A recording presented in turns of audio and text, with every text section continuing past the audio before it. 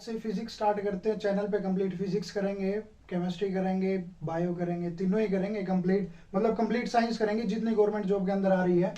Physics के अंदर chapter start करते हैं यूनिट एंड मेजरमेंट, मापना, मेजरमेंट मापना, यूनिट इकाई, यूनिट एंड मेजरमेंट खत्म करते हैं आज।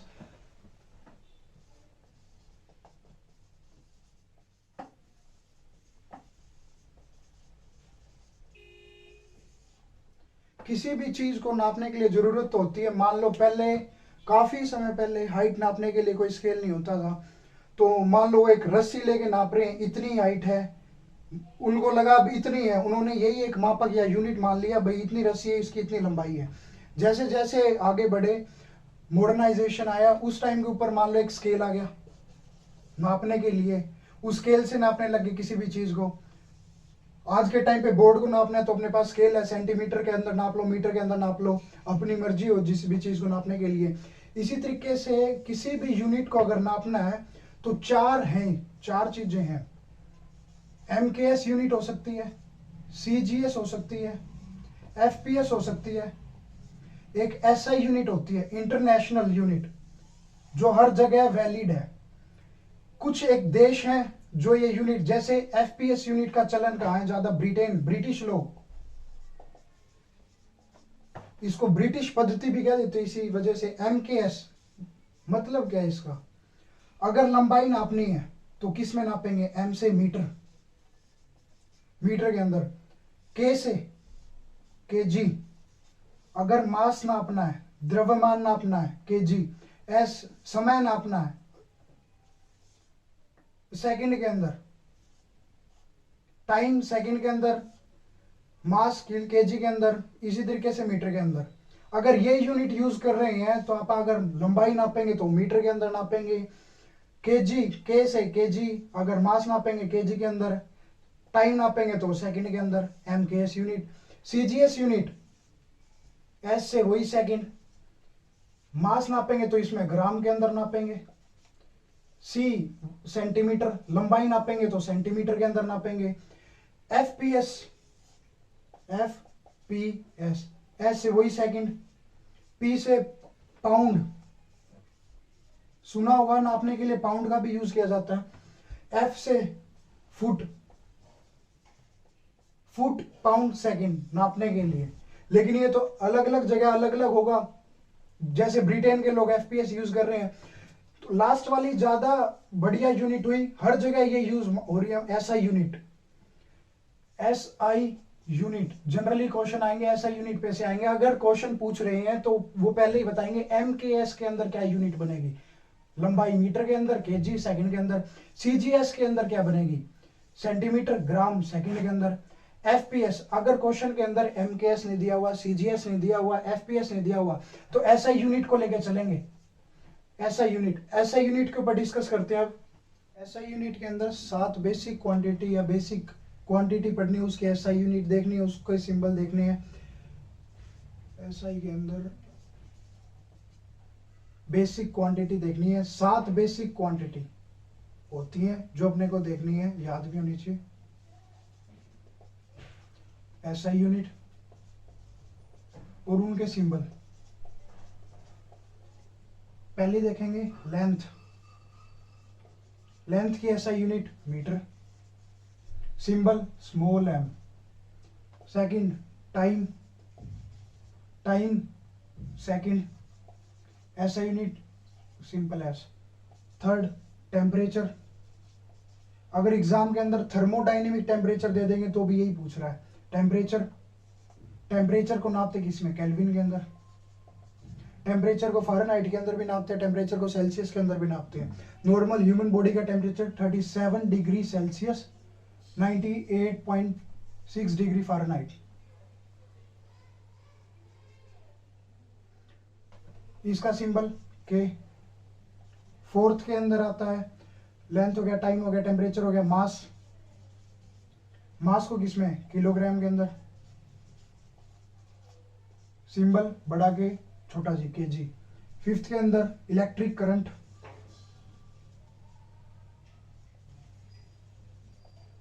विद्युतीय धारा, electric current, electric current ampere के अंदर नापते हैं।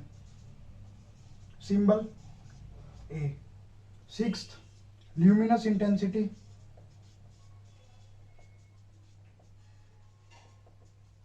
ल्यूमिनस इंटेंसिटी को कैंडेला। एग्जामिनर सिक्स्थ और सेवंथ दो यूनिट ऐसी है, इनमें से गवर्नमेंट जॉब के अंदर डायरेक्ट पूछ लेगा ल्यूमिनस इंटेंसिटी को कौन सी ऐसा यूनिट में नापा जाता है।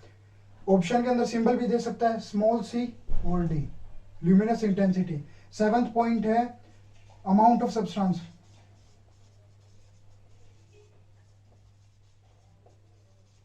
मोल के अंदर नापा जाता है, MOL, मोल, ई नहीं आएगा सिंबल के अंदर, MOL।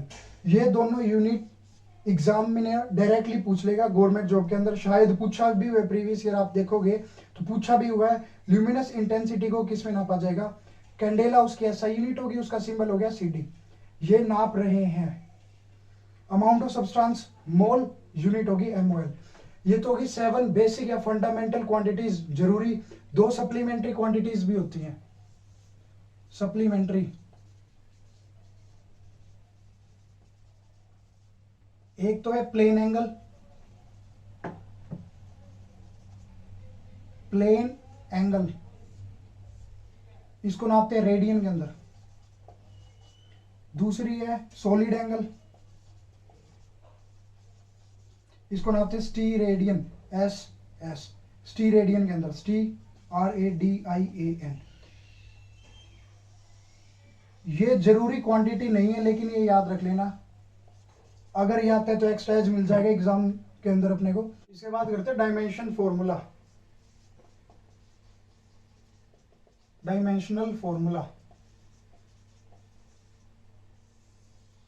काफी टाइम एग्जाम में देखा हुआ इस टाइप का, MLT या कुछ भी दिया हुआ है, M1 L1 T की पावर -2, इस टाइप के दिए हुए, यही है डायमेंशन फॉर्मूला। M, L और T की फॉर्म में किसी भी फॉर्मूले को रिप्रेजेंट करना डायमेंशन फॉर्मूला है। मास दिया हुआ है, M रिप्रेजेंट कर रहा है, दूरी नापनी हो, लेंथ वगैरह दी हुई हो, डिस्टेंस दिया हुआ हो, डिस्प्लेसमेंट दी हुई हो, उसको L की फॉर्म में रिप्रेजेंट करेंगे।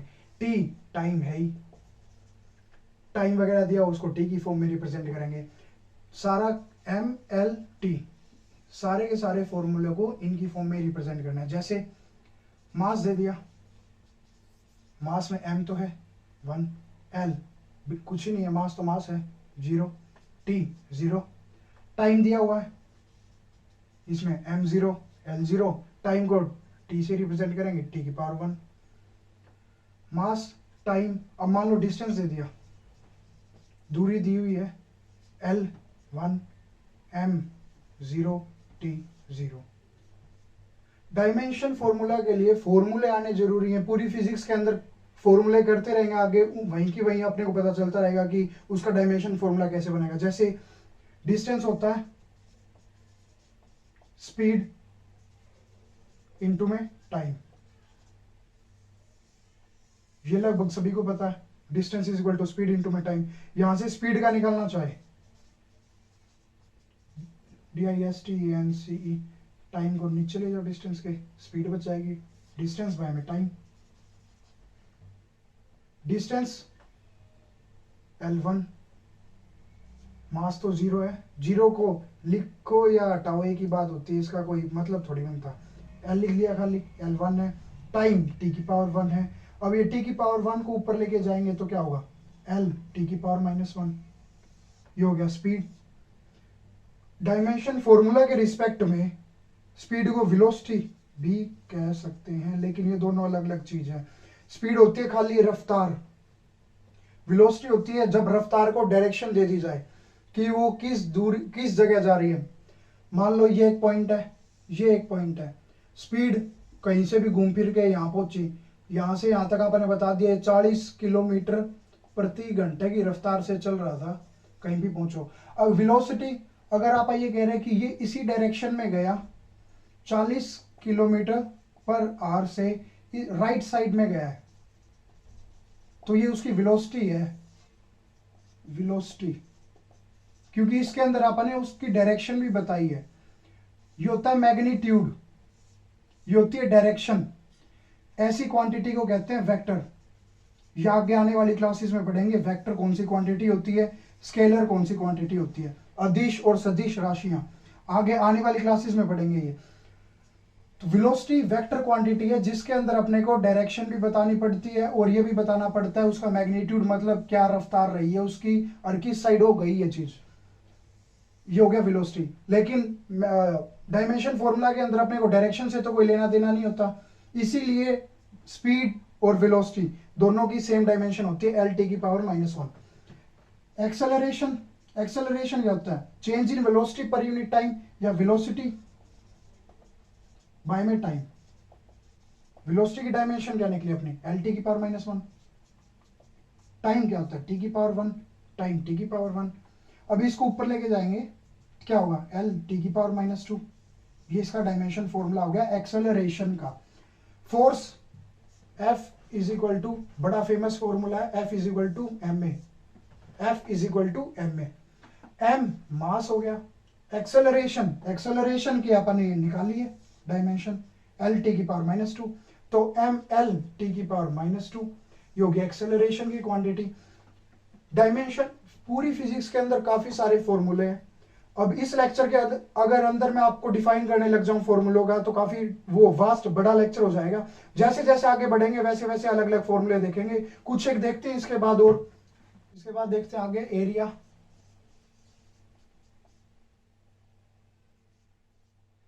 इसके अंदर ये दिमाग नहीं लगाना कि क्यूब का एरिया अलग होता है, क्यूबॉइड का एरिया अलग होता है। नॉर्मली चलो जैसे लेंथ इनटू ब्रेड्थ, इसको भी किस में नाप रहे हैं, ये भी अभी किया है, कोई भी लेंथ, लंबाई या दूरी नापने के लिए एल का यूज किया था।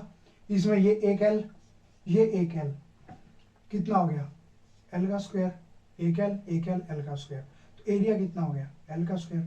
वॉल्यूम, LENGTH, लेंथ होता है एल, लेंथ नापने के लिए एल का यूज किया था, एल इंटू में एल, एल का स्क्वायर हो गया। वॉल्यूम कितना होता है, एरिया इंटू में एल, एरिया इंटू में लेंथ, एरिया कितना है, एल का स्क्वायर इंटू में एक एल, और कितना हो गया, एल का क्यूब। तो डायमेंशन फॉर्मूला वॉल्यूम का कितना होता है, एल क्यूब। ये नहीं सोचना इसके अंदर कि ये वॉल्यूम किस चीज की है, सिलेंडर का एरिया है, सिलेंडर का एरिया है, वॉल्यूम ये किसकी है, किस चीज की वॉल्यूम है, वहां अलग अलग डायमेंशन फॉर्मूला के बारे में सोचना। ये कॉमन सी बात है, वॉल्यूम का dimension formula L cube, area का डायमेंशन फॉर्मूला एल का स्क्वायर। डेंसिटी होती है, डेंसिटी होती है मास बाय में वॉल्यूम, डेंसिटी को लिख सकते हैं मास बाय में वॉल्यूम, मास एम, वॉल्यूम कितना होता है, एल का क्यूब। डायमेंशन फॉर्मूला कितना हो गया, इसको ऊपर लेके जाएंगे, एम एल की पावर -3। डेंसिटी का डायमेंशन फॉर्मूला कितना हो गया, एम एल की पावर -3। प्रेशर, दाब कितना होता है, फोर्स पर यूनिट एरिया। या आने वाली क्लासेस के अंदर ये करेंगे, प्रेशर के ऊपर ढंग से पूरा लेक्चर लेंगे। डेंसिटी तो नॉर्मल सी बात है, पता ही होता है सबको, मास बाय में वॉल्यूम। तो ये मत सोचना कि ये फॉर्मूला आगे इसी क्लास के अंदर, ये आगे आने वाले टाइम में ढंग से प्रेशर को पढ़ेंगे, पावर को पढ़ेंगे, वर्क को पढ़ेंगे। यहां तो बस थोड़ा सा फॉर्मूला देख लो, डिफाइन कर लेंगे इसको। फोर्स, पिछले क्लास के अंदर फोर्स किया था, कितना होता है, मास इंटू में एक्सेलरेशन, एरिया होता है ए।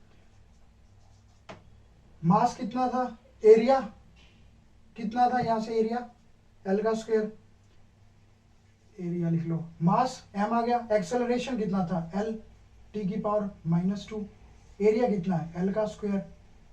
इस एल के स्क्वायर को ऊपर लेके जाएंगे तो कितना होगा, एम, ये +2 यहाँ है तो ऊपर जाने के बाद -2 हो जाएगा। एम एल, पहले यहाँ 1 था, ऊपर -2 हो गया, तो कितना हो गया ये, एम एल की पावर -1 टी की पावर -2। प्रेशर का कितना हो गया, एम एल की पावर -1 टी की पावर -2। प्रेशर यहाँ प्लस के अंदर है, ऊपर गया माइनस के अंदर आ जाएगा, ऊपर पहले ही 1 है प्लस के अंदर, तो इसको माइनस करेंगे तो 1 में से 2 गया तो माइनस का 1 ही बचा ना। ये आ गई प्रेशर की। इसके बाद पावर की देखें तो पावर होता है वर्क पर यूनिट टाइम, तो पहले वर्क देख लेते हैं। वर्क क्या होता है, फोर्स इनटू में डिस्टेंस। फोर्स किया हुआ अपन ने अभी थोड़ी देर पहले किया, m1 l1 टी की पावर -2, यहाँ पे भी तो सॉल्व किया फोर्स, m1 l1 टी की पावर -2 इंटू में डिस्प्लेसमेंट, दूरी डिस्टेंस नापना हो, कोई भी चीज नापनी हो लेंथ l के अंदर, इंटू में l कितना हो गया ml2 टी की पावर -2, वर्क खत्म। पावर क्या होता है, work per unit time, work कितना है ml2 टी की पावर -2, ml2 टी की पावर -2, टाइम कितना है t, ये कितना हो जाएगा, अब ये t यहाँ +1 के अंदर है तो ऊपर जाके -1 होगा, ये कितना होगा फिर -3, ml2 टी की पावर -3, ये हो गया पावर। एक एनर्जी देख लेते हैं, आपने ये फॉर्मूला पढ़ा होगा, काइनेटिक एनर्जी होता है हाफ एम वी का स्क्वायर, नहीं पढ़ा हुआ तो पढ़ लो, half M V square, M mass हो गया, वेलोसिटी कितनी होती है एल टी की पावर -1, इसका स्क्वायर करेंगे कितना हो गया m1 l2 टी की पावर -2, बाकी तो आगे करते ही रहेंगे, बहुत वास्ट हो जाएगा, इतना एक बार आपका ओवरव्यू हो गया, ये ऐसा ऐसा सा होता है। यूनिट्स और देख लेते हैं, मान लो force, mass into acceleration, dimension formula इसका पढ़ लिया, यूनिट इसकी अगर लिखनी हो तो केजी मास की। एक्सेलरेशन की यूनिट के लिए, एक्सेलरेशन क्या था, change in velocity per unit time, यहां से वेलोसिटी की भी यूनिट पता चल जाएगी, वेलोसिटी क्या था, वेलोसिटी या स्पीड, डायमेंशन के लिए यूनिट्स के लिए दोनों को सेम मानो। डिस्टेंस क्या होता है, स्पीड इनटू में टाइम, स्पीड को v से डिनोट कर लो, वेलोसिटी को भी, v क्या होता है फिर डिस्टेंस बाय में टाइम, वेलोसिटी की क्या यूनिट है, डिस्टेंस किस में नापते हैं मीटर के अंदर, नीचे टाइम क्या है सेकंड के अंदर, तो मीटर बाय में सेकंड, लिख सकते हैं मीटर सेकंड -1, ये सेकंड यूपर जाएगा तो यूनिट क्या होगी मीटर पर सेकंड, मीटर पर सेकंड, मीटर सेकंड -1, वेलोसिटी की ये यूनिट होगी, यहाँ इस यूनिट निकालेंगे तो मीटर सेकंड -1 वेलोसिटी की यूनिट, बाय में वही टाइम सेकंड के अंदर, यूनिट क्या होगी मीटर सेकंड -2। कुछ सिमिलैरिटी सी लग रही है, डायमेंशन फॉर्मूले की तरह ही चल रहा है, उसके अंदर वेलोसिटी क्या थी एल टी की पावर -1, इसके अंदर डायमेंशन फॉर्मूला क्या बना था एल टी की पावर -2, यूनिट भी सेम चल रही है, डायमेंशन फॉर्मूला भी सेम चल रहा है, दोनों सेम बात है।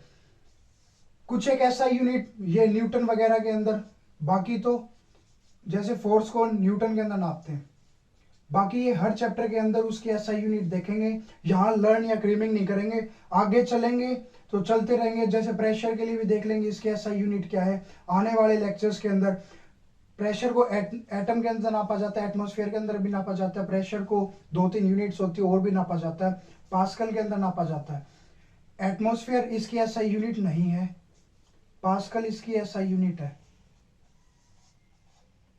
यूनिट प्रेशर की काफी मिलेंगी लेकिन पास्कल उसकी ऐसा यूनिट है। न्यूटन बाय में मीटर का स्क्वायर भी लिख सकते हैं, ये इसकी यूनिट कैसे आई।